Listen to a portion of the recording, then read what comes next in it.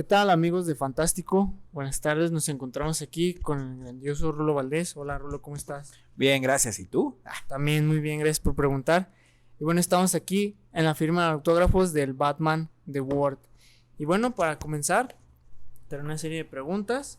La primera, yo creo que para igual los que recién te acaban de conocer, algunos que no te conocen, no sé si podrías contarnos un poquito de cómo ha sido tu trayectoria, algunos momentos que nos quieras compartir de tu carrera. Mis highlights. Ajá. Bueno, soy Rulo Valdés. He trabajado, si me recordarán por chambas como Extreme X-Men para Marvel, Astonishing X-Men y un crossover que se llamó Extinction, si mal no recuerdo. También hice Evil Dead 2. Y también trabajé haciendo la portada del Hombre Araña cuando visita México. Y bueno, hice las entradas de Notfest, unos videos para Patti Cantú, Kurt, y Sin Ampersand para José Madero. Y bueno, y actualmente estamos haciendo Canek Jr. y Batman The World. Excelente, vaya, es una carrera extensa con muchas cosas impresionantes. No sabía lo de Notes, ¿sí? Está muy cool eso. ¿Qué música te gusta? ¿Te gusta? Las Bohemias, Diego Verdaguer. Sí. No, soy muy, muy ecléctico, de verdad ecléctico a niveles de miedo. De miedo, o sea, muy, muy versátil. Nivel rocola. Sí, nivel así de Paquita la del barrio a Tchaikovsky, sí. Cool. ¿Y cuando dibujas es lo mismo? O sea, pues... Sí, de hecho es muy raro, sí, depende mucho, por raro que suene, tiene mucho que ver el tipo de trabajo que estoy haciendo. O sea, sí hay mucha relación en mi caso con la música hacia el trabajo, entonces sí. Entonces, o sea, puedo estar escuchando, te lo juro, así rock antiguo, metal o reggaetón inclusive a veces, Wow, versátil, ¿eh? Está cool, está realmente cool eso. Y bueno, ¿cómo fue exactamente la experiencia de dibujar en Batman The World? No el hecho de que cómo fue que te contactó DC y todo eso, sino más bien para ti cómo fue el hecho de plantear a Batman en una historia de México y cómo llegaste a la conclusión de ok, se tiene que ver así, tiene que ilustrarse de esta manera, o sea, puedo poner ciertos elementos para que se note no nada más que es tu arte, sino que se note que está en algún lugar de México, ¿no? Sí, fue divertido al inicio, un poquito más bien terrorífico, porque pues obviamente cuando tienes, te enteras del tipo de proyecto que en este caso, bueno, pues es poner a Batman dentro de pues, dentro de este país, y además como a tratar de ver en qué contexto, y aparte tienes el rollo de que es una obra autoral, o sea, no es como dentro de la narrativa de Batman, pero hasta cierto punto sí es canon. Es un tema complicado porque cuando empiezas a pensar en toda la cantidad de posibilidades, ¿no? Por ejemplo, no sé, digo, en cuanto a la historia, pues teníamos mucho este tema de dónde lo poníamos, porque originalmente pensábamos que estaba padre que no estuviera dentro de la capital, ¿no? Porque pues obviamente México no es solamente la capital, sino pensamos que posiblemente primero podíamos situar una historia en el norte, luego pensamos que quizás podría ser en algunas ruinas mayas, como que pasamos por varios lugares, inclusive cuando pensamos que podría ser una historia de fantasmas, pensamos que posiblemente podría ser una buena opción, no sé, Querétaro, algo que estuviera, o Guanajuato, ¿no? Algo que estuviera más cercano a ese como ideario popular, ¿no? Pero pues cuando nos enteramos de este proyecto estábamos en uno de los momentos más altos de la pandemia, entonces no teníamos manera de movernos y pensamos que quizás una buena idea sería irnos a algo que conocíamos más, ¿no? Entonces inclusive Alberto Chimal decidió hacer una ruta que donde empezaba la situación, o sea, para los que ya leyeron el cómic ya saben a qué me refiero, pero que empezaba esta situación de Batman y dónde iba a terminarla. Entonces, inclusive en plena pandemia nos fuimos a la labor ahí, todos vestidos de astronautas, a ir al centro a sacar fotografías, que fue muy loco, porque de hecho el centro estaba así como película de 28 días después. Entonces, fue muy interesante ir descubriendo ciertos elementos que nos dimos cuenta que hacían muy cercano a esta parte como México nos aportaba mucho para contar una historia, ¿no? Inclusive fue muy divertido porque en alguna entrevista nos comentaron así como que, bueno, podría ser una ciudad gótica región 4 y nosotros, no, más bien es una región 1, o sea, no hay manera en el que, o sea, este espíritu que tiene el centro con respecto a las construcciones, ¿no? Que de repente te encuentras unos palacios increíbles, unas iglesias fabulosas, al lado de una mercería del refugio, ¿no? Que es un edificio cuadrado, tal cual, con ventanas así, sin el menor chiste, o de repente te topas, edificios que son muy viejos, pero que están reconstruidos, o sea, es muy, muy interesante como la arquitectura que ya tiene como tutti frutti en ese sentido, ¿no? Entonces, fue esa la parte divertida por lo que fue vivirlo en México, ¿no?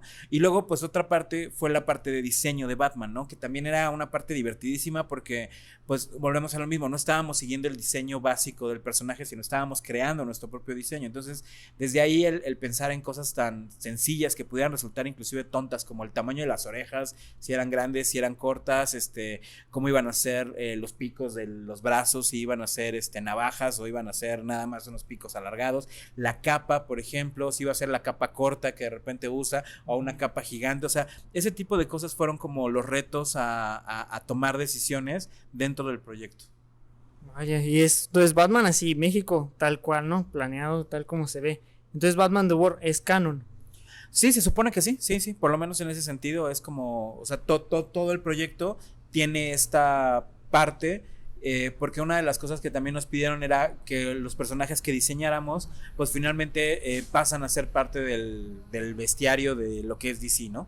Ah, cool. Entonces la historia de DC, Batman The World, es canon. México estuvo en canon de DC. Está. Y sí, aquí primero se escuchó. Cool. Muy bien. ¿En qué exactamente te inspiraste para crear el villano de esta historia y la portada? Porque pues como sí se había visto en medios que lo difundían como Batman contra la Llorona, algo así, pero realmente imagino que no es así, es otro personaje aparte. Pero ¿cómo fue que llegaste a esa inspiración para crear ese personaje? ¿Y cómo fue que llegaste a hacer como la portada? Porque de hecho el print incluso se ve que tiene atrás como un arte prehispánico y da como curiosidad saber cómo llegaste a lograr eso. Bueno, de hecho, digo, eso es trabajo en conjunto en este caso, ¿no? Tanto de Alberto Chimal, como el editor Giovanni Arevalo, como tu servidor, ¿no? O sea, fue parte un poquito del concepto que generamos cuando íbamos a contar esta historia. Es importante quizás nada más para la gente que ya lo leyó, remarcar nada más que son dos personajes distintos.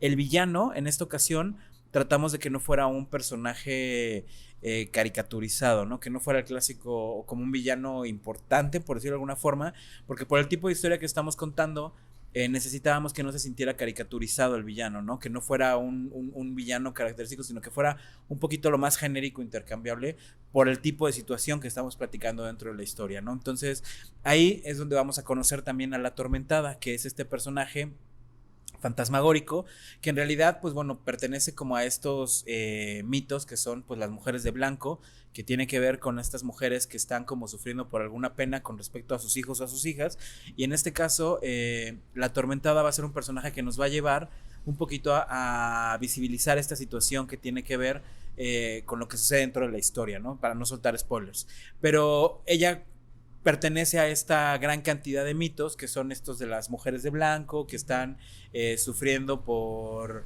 como que traen un tema en pena, ¿no? Y que inclusive, como mencionábamos hace rato, ¿no?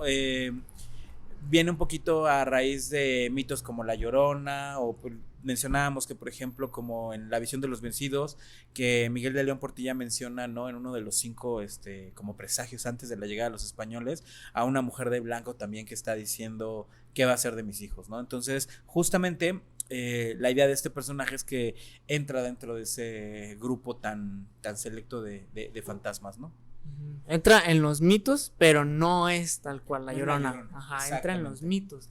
Exactamente. Ok. Bueno, estaba investigando un poco más también sobre tu trabajo. Me topé con un personaje que se llama Lonchiman. Que es, creo que Lonchibón o algo así, pero ¿qué nos puedes decir sobre Lonchiman? Lonchiman es el héroe más poderoso de todos los que he dibujado, en realidad. No, Lonchiman fue un proyecto que originalmente lo hice con un publicista que se llama El Mangue, que en paz descanse. un amigo muy, muy cercano, y él andaba queriendo lanzar iban a hacer como una mascota nueva para Lonchibón, entonces andaban viendo posibilidades. Él es muy fan de Calimán, entonces quería hacer a Lonchimán. De hecho, él hacía la voz de los, porque era una persona que tenía una vocesota toda grave, entonces él era el que hacía los audios. Entonces fue genial porque pues su concepto era la mascota de Lonchibón peleando contra el hambre invisible, contra el hambre lobo. Y entonces me lo llevó, sí, ¿no? Entonces me pidió que sí lo podía diseñar. Y yo, o sea, fue padre porque, y para mí es un personaje que le tengo mucho cariño porque también viene mucho de mis raíces, porque pues en lugar de hacer una versión de superhéroe, ¿no? Como que alguien le dijo, mira, este chavo dibuja cómics. En ese entonces estaba yo dibujando Living with Shine. Y entonces fue de, no, pues vamos a hacer un superhéroe. Y yo, mejor vamos a hacerlo un luchador. Entonces le encantó la idea. Entonces fue de, ok. Entonces ya diseñamos esta versión de luchador. Y pues fue un proyecto que la verdad es que sí fue bastante padre. Sí, soy muy fan. ¿Harías un cómic de Lonchimán? Lo hice, de hecho hay hasta animaciones, sí. ¿Hay animaciones de Lonchimán? Sí, se hizo y se creó la máscara y todo esto. Al final, de hecho estuvo padre porque inclusive nos ganamos un EFI por ese proyecto. O sea, estuvo muy, muy padre. Lo que pasa es que así son las marcas. O sea, de repente les gusta un proyecto, lo hacen, luego cambian de equipo y el equipo trae como otras ideas y ya no se produce. Pero fue un proyecto que en su momento fue un hitazo. O sea, sí, porque aparte era muy divertido. O sea, tenías a un vato vestido de luchador ahí en el metro regalando lonchibones. La verdad es que yo sí le tengo mucho aprecio, así que es un golazo muy divertido. Suena muy cool, sí, la idea del vato así repartido lonches suena increíble.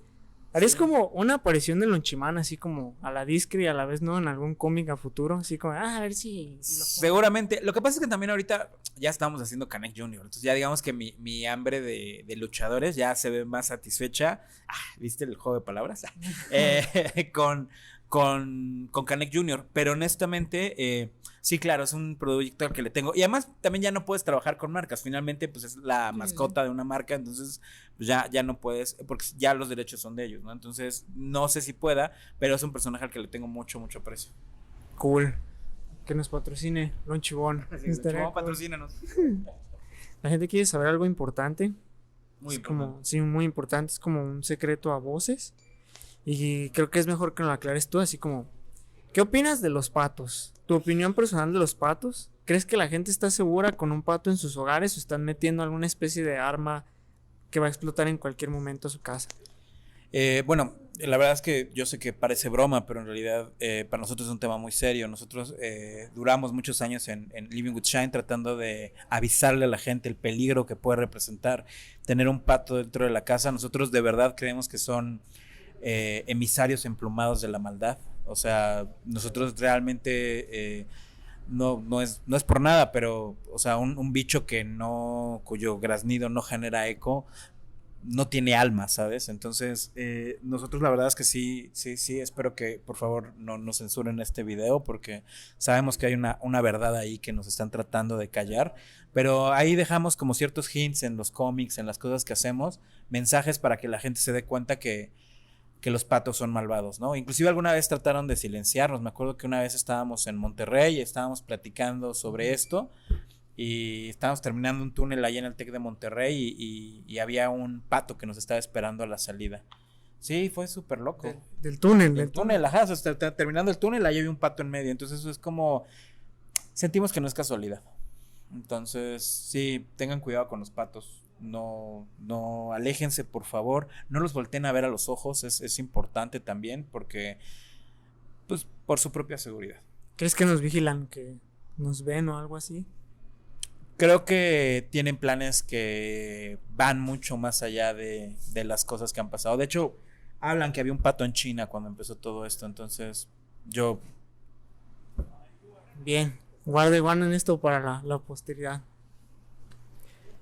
A tu experiencia y entre tus colegas que también son ilustradores y escritores de cómic, ¿cómo es trabajar en la industria del cómic siendo de Latinoamérica, más específicamente de México? ¿Cómo es la carrera de ser ilustrador en México, específicamente dedicándote al cómic? Me molesta decir que es difícil, pero realmente sí lo es. O sea, es difícil en el sentido que es como cualquier otro trabajo, ¿no? O sea, como ser abogado, como ser contador, o sea, es algo que funciona muy por recomendación, es algo que funciona muy de constantemente tener que estar trabajando, publicando. Lo que pasa es que también es un hecho que no puedes dejar de publicar, o sea, todo el tiempo tienes que estar generando y cuando no te caen proyectos, tú tienes que estar generando otros proyectos para seguir haciendo cosas. O sea, por ejemplo, cuando estaba yo tranquilo, pues fue como, ¿sabes qué? Voy a hacer lo de Canek Jr. Y al final lo de Canek Jr. terminó sirviendo como tiro a gol para lo de Batman, ¿no? Igual, alguna vez hice un cómic para la Secretaría de Agricultura, si mal no recuerdo, con respecto a dioses prehispánicos. Me gustó mucho el proyecto y esa investigación me ayudó para después lo de la beca del Fonca. O sea, al final del día lo que vas haciendo es generando como, o sea, muchas veces unos proyectos te van llevando hacia otras cosas, por lo que creo que, como platicábamos hace rato con lo de Lonchiman, no existe una chamba pequeña, ¿no? O sea, porque a veces esas chambas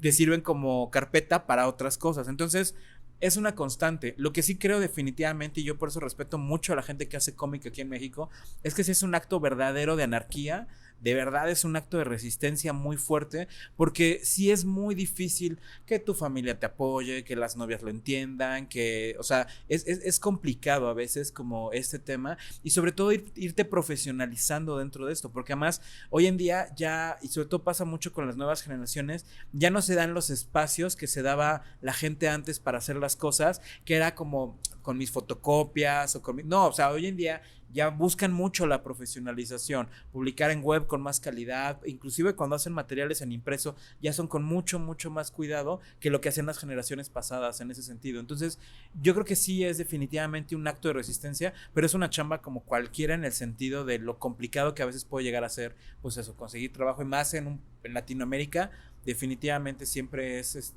pues complicado, ¿no? Sí, porque creo que es difícil como hacerlo y que al mismo tiempo tu familia te diga, es que haz otra cosa, eso no vas a vivir, o también te la pasas mucho tiempo dibujando y no sales y todo eso. Pero creo que también las herramientas que hay actualmente como para difundir tu material ayudan, ¿no? A que en cierta parte crezcas y llegues a más personas. Sí, también depende qué tan en serio te lo tomes. Eso también ayuda mucho, porque, o sea, a mí me ha tocado eso, conocer a chavitos de 14 años que de repente ya te llegan y te presentan una carpeta y ya traen su PAM, o que ya traen, por ejemplo, su carpeta presentada en un folder. O sea, tiene mucho que ver también con cómo se lo toman. O sea, hay gente que ya tiene muy claro a qué se quiere dedicar. Entonces, también tiene mucho que ver eso con cómo proyectas tu trabajo, ¿no? Entonces, finalmente eso también tiene mucho que ver. Depende de a lo que quiera llegar la persona, ¿no? En su objetivo personal. Sí, claro. Cool. Bueno, basándonos en la pregunta anterior, ¿tú qué consejo y recomendaciones le darías a las personas que realmente se quieren dedicar al cómic? Y específicamente aquí, que están pasando por esas situaciones, ¿no? De que no, es que esto no va a seguir, consíguete un trabajo, pues, normal, ¿no? Porque a lo mejor esto no se arma. O sea, ¿tú qué consejo le darías a los ilustradores que apenas están comenzando en esto y que quieren dedicarse de lleno y quieren vivir de esto? Pues mira, yo les daría 3 consejos, ¿no? Lo importante y lo primero es eso, profesionalícense. Hoy en día ya no hay pretexto, o sea, en YouTube te encuentras un montón de tutoriales gratuitos, y no solamente de cómo dibujar bien, sino también un montón de cosas, o sea, cómo hacer un brief de ventas, cómo un pitch, ¿no? Cómo armar una carpeta, cómo hacer tus presentaciones, estudiar un poco de diseño gráfico, narrativa, o sea, ese tipo de cosas. Creo que lo más importante primero es eso, profesionalizarse. Lo segundo también es tener mucha tolerancia a la frustración. O sea, algo que es muy importante también es entender que los proyectos no siempre quedan a la primera. O sea, es muy importante. O sea, no existe nadie que tenga una fórmula de esto es así y ya. O sea, en realidad es algo que vas pues como trabajando, y que además eso, o sea, lo decía Guillermo del Toro, ¿no? Una historia de éxito está repleta de como 100 de fracasos. Entonces, eso es muy importante, ¿no? Y lo tercero es que lo disfruten, o sea, que de verdad no estén perdiendo su tiempo tanto en estarse quejando de las cosas que odian, como enfocarse. O sea, la gente que se quiere dedicar a esto no está perdiendo su tiempo en internet tirándole mala onda a otras personas, ¿no? O sea, la gente que se quiere dedicar a esto está enfocándose en lo que le gusta, en practicar a lo que se quieren dedicar y dedicándose a ello. Entonces es eso, o sea, no pierdan su tiempo tirándole hate a la banda. Mejor dedíquense a su propio trabajo, ¿no? A menos que su chamba pues sea tirarle hate a la gente, ¿no? Si les pagan por eso, pues entonces están haciendo algo bien, ¿no? Pero pues si no, nada más estás perdiendo el tiempo, y eso es la verdad muy mediocre. Entonces yo lo que les recomiendo es que de verdad se diviertan en lo que hacen, o sea, disfrútenlo, pásenla bien y sobre todo recuerden por qué están haciendo este tipo de cosas, ¿no? Conecten mucho con eso. Excelente, excelente. Vaya, hasta ahí me llegó, ¿sabes? Tienes razón, Rulo. Sí, de hecho, porque yo soy DJ, entonces como que me llegó al corazón. Bien, amigos, pues aquí lo tenemos, Rulo Valdés. Síganos en nuestras redes sociales de Fantástico Cómic, Facebook, YouTube, Twitter, Instagram y también tenemos TikTok. Sigan las redes de Rulo Valdés. ¿Nos puedes decir tus redes, Rulo? Rulo-Valdés con doble S. Así me encuentran en todas: TikTok, Twitter, Instagram y Tinder. Excelente. En Tinder. ¿Quieren salir con Rulo en Tinder? Muy bien. Y pues bueno, Batman The Board lo pueden encontrar aquí en Fantástico Cómic también. Muchas gracias por venir, Rulo. Y Canek Jr. también. Canek Jr. es de Rulo así, 100%. También lo pueden conseguir aquí. Gracias por venir, Rulo. Muchas gracias por dejarme entrevistarte. Un gusto conocerte. Y bueno, eso sería todo de nuestra parte. Nos despedimos. Ten un excelente día, Rulo Valdés. Hasta la próxima.